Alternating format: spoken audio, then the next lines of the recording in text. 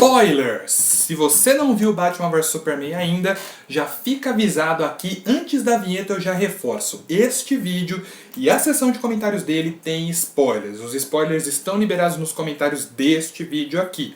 Então, se você não viu o filme ainda, é extremamente recomendável que você volte mais tarde para ver o vídeo e discutir também o que você achou do filme aí livremente aqui nos comentários, ok? Lembrando que tanto se você viu quanto se você não viu o filme, você deve assistir minha crítica sem spoilers, que tá no link aqui embaixo, porque esse vídeo com spoilers serve para complementar esta crítica que eu fiz aqui. Assista os dois porque eles se completam. Sejam bem-vindos a mais um pós-créditos extra e chegou a hora de falar dos spoilers de Batman vs Superman. Esse filme tá cheio de spoilers, cheio de coisas pra discutir, vai dar muito pano pra manga, independente do que você achou do filme, se você achou bom, se você achou ruim. E eu vou falar um pouco com mais detalhes, né, que eu não pude falar lá no vídeo sem spoilers, do que eu achei do filme aqui. Eu falei no vídeo sem spoilers que eu gostei muito do filme, eu achei o filme muito bom. Porém, eu queria muito ter gostado bem mais, que eu vi muitos problemas. E eu gostei assim, deixando de lado várias coisinhas pequenas, que são pequenos errinhos do filme. Tem certas coisas que, ok, a suspensão de descrença se encarrega de ajudar. Mas a maioria das coisas que me desagradou nesse filme, na verdade, não foram detalhezinhos da história, ou pequenos absurdos do filme, tipo, por que que o personagem tá fazendo isso, sendo que ele é assim? Mas os problemas estruturais do filme não tem como deixar passar. É o que tira a nota do filme. E os maiores problemas estão em dois elementos muito importantes. A direção do filme, que não chega a ser um problema tão grande, mas é um problema sim. E o maior problema dele é o roteiro. Me surpreendeu o roteiro ser o ponto mais fraco do filme, sendo que os dois roteiristas que assinam ele são roteiristas de respeito. O David S. Goyer, diga-se de passagem, já roteirizou grandes adaptações de quadrinhos. Então eu fiquei meio surpreso de ver tanta coisa esquisita, de ver tanto erro, tanta armadilha de roteiro nesse filme. O que eu mais notei nesse roteiro é que ele seria um ótimo roteiro de história em quadrinhos. Sem brincadeira, se saísse uma história em quadrinhos que fosse exatamente esse roteiro de Batman vs Superman, sem dúvida eu compraria, porque seria uma ótima história em quadrinhos. Mas ele é um ótimo roteiro para história em quadrinhos, mas ele não funciona muito bem como um roteiro de filme. E eu vou explicar antes que você, que achou que o filme é perfeito e não viu nenhum defeito nele, comece a falar que mas era exatamente isso que eu queria porque eu sou fã de quadrinhos. Eu também sou muito fã de quadrinhos. Porém, eu gosto quando um filme parece com história em quadrinhos, em determinadas cenas, em determinados momentos, ele lembra história em quadrinhos. Ele lembra com cenas marcantes, com referências. Isso é muito bacana. E tem momentos nesse filme que lembram muito história em quadrinhos e que são muito legais, como as lutas, as cenas de ação que eu citei lá no vídeo sem spoilers. A cena do Batman vs Superman, por mais que seja curta, por mais que a gente tenha visto a maior parte dela nos trailers, é uma cena que é totalmente quadrinhos, toda ela, do começo ao fim. A batalha final é totalmente quadrinhos também. Tem alguns momentos na batalha final que são quadrinhos em movimento, que é de fazer qualquer fã de quadrinhos ficar maluco no cinema. O surgimento da Mulher Maravilha na luta, que aparece ela lá fechando assim os braceletes para se defender do Apocalipse, é muito, muito legal. E tem um outro momento no filme, que é um momento curto, mas é um momento legal, que ela tá segurando o Apocalipse ali com um laço e o Superman sai com a lança de Kryptonita pra cima do Apocalipse. Aquilo é um quadrinho em movimento. Então isso é muito legal. Agora o problema desse filme é que ele lembra um quadrinho estruturalmente falando. E a estrutura de um filme é completamente diferente de uma estrutura de quadrinhos. Quer um exemplo prático? Watchmen. Em Watchmen, o Zack Snyder ele pega muita coisa ali dos quadrinhos, tem várias cenas ali do filme que são os quadrinhos na íntegra, ele faz algumas adaptações, nem todas eu gostei, como deixar todos os personagens ali super poderosos, não foi muito bacana da parte dele, mas enfim, isso não vem ao caso. A questão é que, por exemplo, na obra original do Alan Moore, a gente tem ali os Contos do Cargueiro Negro.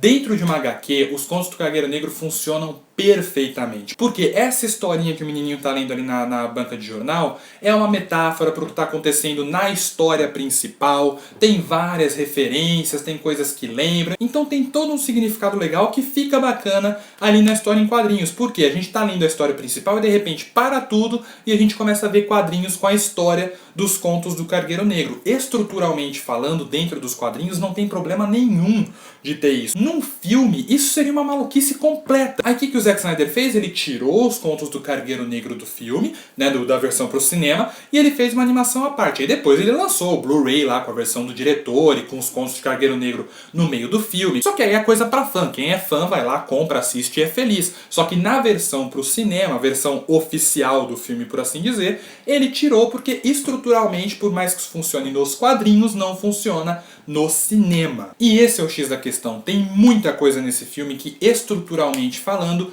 funcionaria nos quadrinhos, mas não funcionou enquanto cinema. E aí, no fim das contas, por mais que eu tenha gostado muito do filme, não tem como negar que ele é muito, muito bagunçado. E a principal bagunça dele está no subtítulo do filme: A Origem da Justiça. Desde que começaram a anunciar as aparições que esse filme teria, eu não estava entendendo por que ia ter Aquaman, por que ia ter Cyborg, por que ia ter Flash nesse filme. A Mulher Maravilha eu até entendo, ela faz parte da trindade principal ali da DC, e já que é a origem da Justiça, a origem da Liga, ok, tem a trindade ali da DC, porque, né, é o começo da Liga da Justiça, faz sentido, faz sentido. Agora, esses três outros eu não estava entendendo porque eles estavam lá. E aí eu assisti o filme acabou e eu continuei não entendendo por que eles estavam ali. Todas essas cenas que apontavam pra nossa cara e que falavam: olha, tá vendo, a gente tá criando um universo aqui. Poderiam ser legais? Poderiam. Isso se não puxassem o freio de mão lá em cima, parassem o filme inteiro pra ficar mostrando essas cenas. A cena das pastinhas, a infame cena das pastinhas. Quando a Diana ela abre o pendrive, aparecem as pastas com todos os logos dos super-heróis. E aí ela vai lá, assiste os videozinhos, mostra o Aquaman, e aí mostra o Flash impedindo o assalto, e aí mostra o Cyborg sendo criado. Aí isso tudo acaba, corta a cena e a gente fica pensando: legal. Por que isso está no filme? A sequência do Batman do Deserto, que foi tão alardeada, tão mostrada ali nos trailers, todo mundo ficou curioso, o que o Batman tá fazendo no deserto com essa roupa, aquela coisa toda. Essa cena isolada, sei lá, eu vi essa cena no YouTube, eu ia achar arrepiante, ia ser muito legal. Só que dentro do filme a gente vê ela rolar, a cena começa, a cena acaba, o filme continua e a gente fica: por quê? E o pior é que foi uma coisa completamente diferente do que as pessoas estavam apostando. E o que eu pensei? Que essa cena era aí uma representação do medo do Batman, do Superman virar um ditador e destruir a Terra. Só que essa cena não é isso, essa cena é uma referência ao Darkseid. E aí aparece o Superman que no futuro virou um ditador e não sei o quê. E essa cena toda na verdade é uma referência a um filme lá no futuro. E quem não é fã de quadrinhos, quem não tá sabendo disso?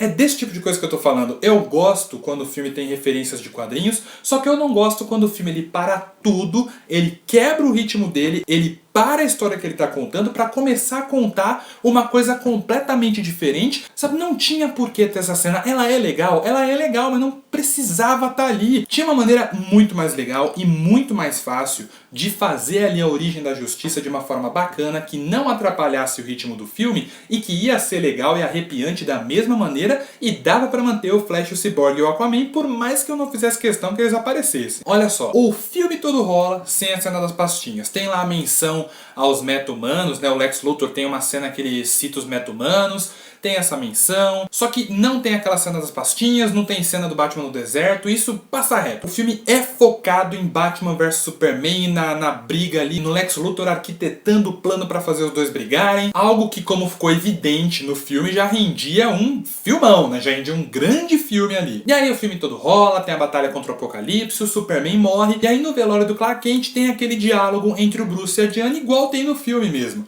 né? Dele falando: a gente precisa se reunir, a gente precisa achar outros como nós. E aí, enquanto ele tá fazendo esse discurso, a gente vê o Aquaman lá saindo do barco, a gente vê o Flash impedindo o assalto, e aí, como não dava pra mostrar a cena toda do Cyborg, mostrava o corpo dele ali nas sombras, né, sem mostrar o corpo todo claro, e aí o olho vermelho brilhando. E aí seria isso: enquanto o Bruce Wayne tá falando, você mostra que esses personagens farão parte da Liga da Justiça, você não atrapalha o andamento do filme, você dá um significado e um peso maior para as palavras do Bruce Wayne, e você deixa todo mundo na pilha para a Liga da Justiça, de uma forma que soe muito menos forçada do que o Lex Luthor ter criado todos os logos de todos os heróis e ter montado um monte de pastinha com gravações deles, porque foi o que eu falei, além de ser forçado, quebra completamente o ritmo do filme. Você não pode escancarar o universo DC num filme cheio de história, porque aí algumas tramas do filme ficam confusas em prol dos filmes que vão sair no futuro. E só pra encerrar a parte das coisas que eu não gostei, no vídeo sem spoilers eu falei que o filme tinha problemas, mas eu não cheguei a falar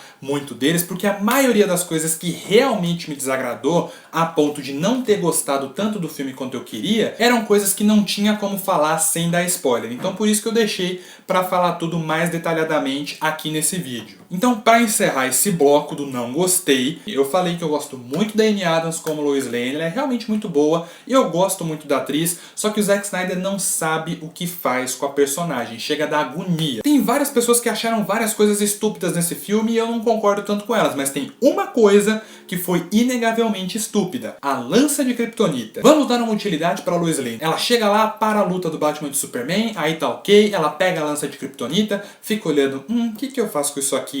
Taca na água. Aí 10, 15 minutos depois no filme o Apocalipse aparece e o Batman grita lá: ele só pode ser destruído com Kryptonita, um negócio assim. Ele não fala exatamente isso, mas ele fala algo parecido. E aí ela olha pro lugar que ela jogou a lança. Eu só fiquei esperando ela fazer tipo assim.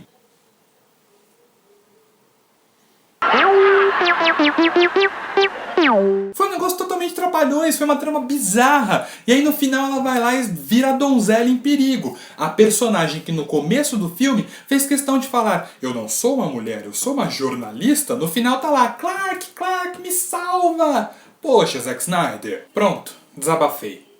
Meu coração tá mais leve agora. Tudo isso que eu acabei de falar foi tudo que me incomodou no filme. Tudo o que, se não estivesse ali, ou se estivesse ali de uma maneira diferente, faria um filme muito, muito melhor. E agora talvez você esteja se perguntando: sério mesmo que você gostou muito do filme depois de tudo isso que você falou? Sim, eu gostei muito do filme. Porque esses problemas que eu citei aqui, eles são problemas reais do filme. Só que o peso deles varia de espectador para espectador. Tem gente que não ligou nem um pouco pra isso. Tem gente que achou que o filme foi completamente destruído por causa dessas coisas que eu falei.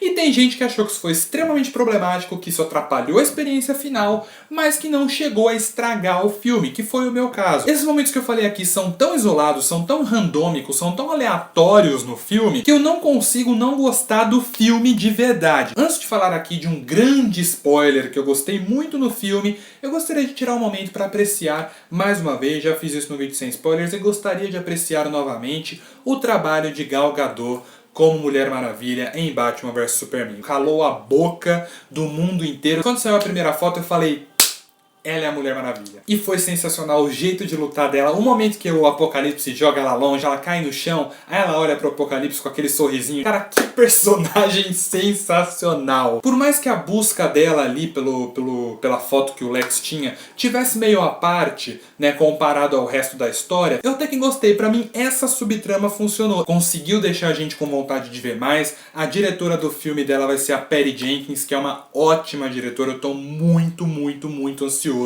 pra ver o filme da Mulher Maravilha. Agora, o que eu mais gostei no filme, a parte spoilerenta que eu mais gostei no filme, foi o sacrifício do Superman. Desde que mostraram o Apocalipse no trailer, eu falei: cara, se o Superman não morrer no final, não vai ser legal. E aí quando eu tava vendo o filme, tava vendo aquela obsessão toda por história em quadrinhos e as referências à história em quadrinhos, agora se o Superman não morrer no final, vai ser ridículo. E no fim ele fez, o Superman morreu, mas é um momento muito legal, é um momento que novamente evoca quadrinhos de uma maneira legal, e tem esse negócio que eu citei na crítica, que um mérito que o Zack Snyder tem é que ele entende quando o momento é grandioso, quando o momento é especial no filme. Esse final pra mim me fez falar: esse é o Superman. Achei ousado da parte do Zack Snyder que ele tomou um partido no fim das contas e definiu um vencedor para a batalha. Eu realmente não pensei que ele fosse fazer algo assim. Eu pensei que a batalha ia acabar no meio por algum motivo idiota, e no final a batalha chegou a um finish him ali. O caso é que, no fim das contas, ele colocou o Batman como campeão da batalha do Batman vs Superman. Assim, foi legal que, pelo menos pra mim, não soou tão forçado. O Superman não tava na vibe de matar o Batman de fato. Teve todo aquele lance dos tiros de Kryptonita, e aí tinha aquele negócio de, putz, o Superman leva um tiro, ele fica fraco, toma uma surra, e aí vai voltando ao normal e dá uma surra no Batman. Então foi uma coisa que no final, quando o Batman conseguiu render o Superman, pra mim funcionou, pra mim fez sentido. Outra coisa legal é que diminuíram um pouco essa diferença entre o Superman e o Batman. Eles ainda são personalidades contrastantes, mas os dois são problemáticos, né? O Superman ele não é um carinha perfeito e o Batman é o cara super traumatizado. O Batman tem seus traumas, o Superman tem seus dilemas, e os dilemas do Superman e os traumas do Batman influenciam em muito o conflito dos dois. Então isso pra mim foi muito bacana. Antes que eu me esqueça, a sequência inicial desse filme, a cena ali do Bruce Wayne em Metrópolis, que sequência fantástica de arrepiar do começo ao fim, porque dá uma perspectiva que a gente nunca teve de nenhum filme de super-herói. A gente até vê isso em filme catástrofe, né? Mas em filme de super-herói a gente nunca viu algo daquele jeito, né? A perspectiva civil da destruição que tá rolando. É uma coisa assustadora. O Zack Snyder filma toda aquela sequência de uma maneira claustrofóbica, de uma maneira pesada. A gente fica ali tenso com o que está acontecendo. Por mais que a gente saiba, né, o que aconteceu, porque a gente assistiu Homem de Aço, a gente fica tenso porque vê pelos olhos do Bruce Wayne. Nessa sequência específica, o Zack Snyder foi muito feliz. Ele conseguiu passar ali toda a sensação de pânico, de terror dos cidadãos ali de Metrópolis, vendo o que estava acontecendo, vendo toda a destruição em volta deles. Então acho que é isso. Ainda acho Batman vs Superman: A Origem da Justiça um filme muito bom, mesmo depois de tudo isso que eu falei, mesmo depois de todos os defeitos que eu especifiquei. Continuo achando que o filme vale sim uma nota 7, que foi a nota que eu dei lá no vídeo sem spoilers. Como eu falei no outro vídeo, toda a parte do Batman vs Superman eu achei muito legal no filme. Na verdade foi o que me fez dar nota 7. A parte do Batman vs Superman, a sequência final ali do Apocalipse, que eu achei legal. Eu reclamei no vídeo de Homem de Aço que a maior cagada de Homem de Aço foi fazer um clímax gigantesco que deixava a gente anestesiado com toda a destruição. O clímax, a batalha com o Apocalipse, é realmente um clímax. Tem a duração de uma sequência final, então a intensidade da sequência consegue se manter o tempo todo, ela não se perde, a gente não começa a ficar cansado de ver a cena. Então, minha nota 7 é por todas essas coisas e por alguns fanservices que funcionaram muito bem. É um filme que é feito sim para quem gosta de quadrinhos, mas não, diferente do que muita gente está falando, não é um filme que deveria ser feito só para fã de quadrinhos. Sabe por quê? Porque isso não é um filme do Lars von Trier, isso não é um filme do Woody Allen. Isso é um filme do Batman, do Superman e da Mulher Maravilha, os três personagens mais populares da história dos quadrinhos. É um blockbuster e deve ser tratado como tal. Porque, meus amigos, se filme de quadrinhos fosse feito só pra quem gosta de quadrinhos, esse negócio de adaptar quadrinho pro cinema não tinha passado do Christopher Reeve. Enfim, este foi mais um pós-créditos extra. Não se esqueça de se inscrever caso você não seja inscrito. Compartilhe esse vídeo com todo mundo e comente aqui embaixo. Pode falar spoilers, o que você achou de Batman vs Superman, porque eu vou ficando por aqui. Até o próximo vídeo. Falou!